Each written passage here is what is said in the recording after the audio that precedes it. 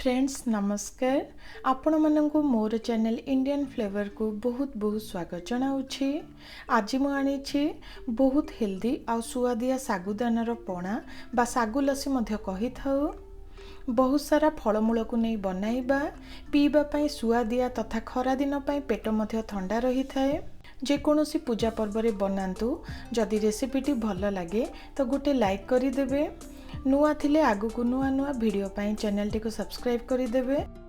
एठी मो गोटे कप हेबो सागु को नहीं सागुर क्वांटिटी हिसाब रे सेथिरे 2 गुण हेबो पानी को दे 2 घंटा पाई भिजाई रखिथिली।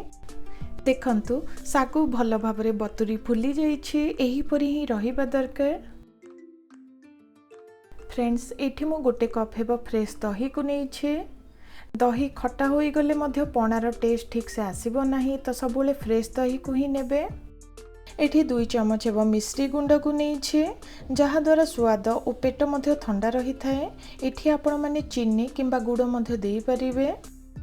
तासह फ्रेश नड़िया कुरु को नहीं, अल्प टिके गोलमरीच और अलैचर गुंड को नहीं। फल भितरे एठी मो आपेल, ग्रीन अंगूर, कदली, कला अंगूर और कमला को नहीं।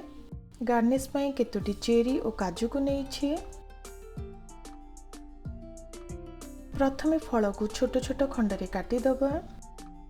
फ्रेंड्स घरे जो सब फल थिला सेही सब फल को नहीं आपण माने आपण मानक पसंद रे जेकोसी फल को नहीं परिबे। फ्रेंड्स एठी मने रखिबे फलमूल सब को आगरू काटी थांती तो फलमूल सब खराब होई जीवो, तो सबुले पणा करिबा टाइम रे ही काटिबे। देखंतु फल सब को बहुत छोटिया छोटिया खंडरे काटी नेली, जहा द्वारा पणा रे बहुत सुंदर लगी थाए और पीबा टाइम रे मध्य सुविधा होई थाए। एबे गोटे प्लेट को काढ़ी नबा।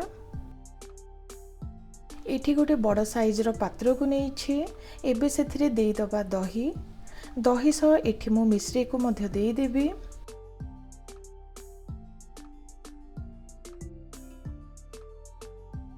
एबे दही और मिश्री को भल भाबरे फेंटी नबा। एठी मो पणारे दही को यूज करिछि। दही सहित आपण माने अल्प टिके उषुम क्षीर को मध्य नहीं परिबे।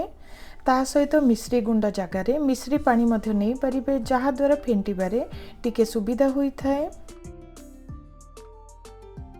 दही और मिश्री को भल भाबरे फेंटी नेली। एबे सेथिरे भिजाई रखिथिबा सागुदाना को दबा। तासह कला मरीच अलैचर गुंड को दबा।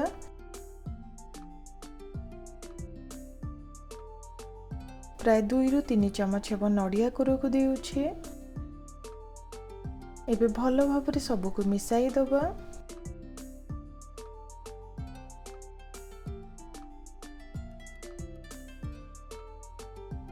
शेषरे सेथिरे फल को दबा।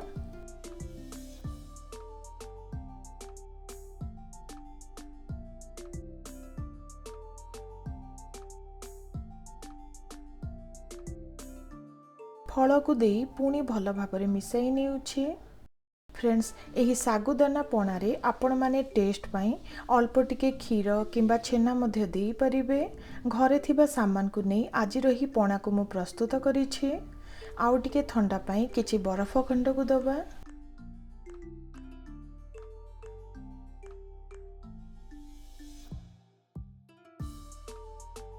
तो फ्रेंड्स देखंतु आज रही सागुदाना पणाटी रेडी हो गला।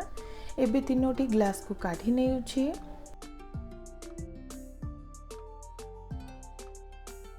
देखंतु 3टी ग्लास को काढ़ी नेली। एबे ऊपर किछि नड़िया कोरो, काजू और चेरी को देई दबा।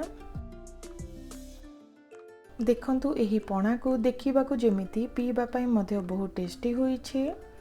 खरा दिने मध्य बनांतु, पेट ठंडा रहिबो। आशा करुछि आज रही पणाटी पसंद आसीथिबो। जदि भल लगे गोटे लाइक करी देबे। नुआ थिले आगु को नुआ नुआ वीडियो पाई चैनल को सब्सक्राइब करने को भूलिबे नहीं। रहुछि नमस्कार।